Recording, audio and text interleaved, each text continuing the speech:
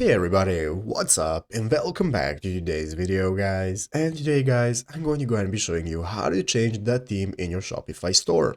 This is a very simple thing to do, so make sure to watch this quick and easy video to the very end, follow my steps correctly, so you can make sure that this works the same for you and you can do this yourself. But yeah guys, let's get straight into it. The first thing you want to do is to go ahead and open up the official Shopify website right here, shopify.com if you have not already, and after opening it up, you'll be greeted by the main page right here where you want to go ahead and log into your account. So go ahead and log into your account, after which you'll be now able to access all the sections right here in the home page of the website screen, such as home, orders, products, and so on.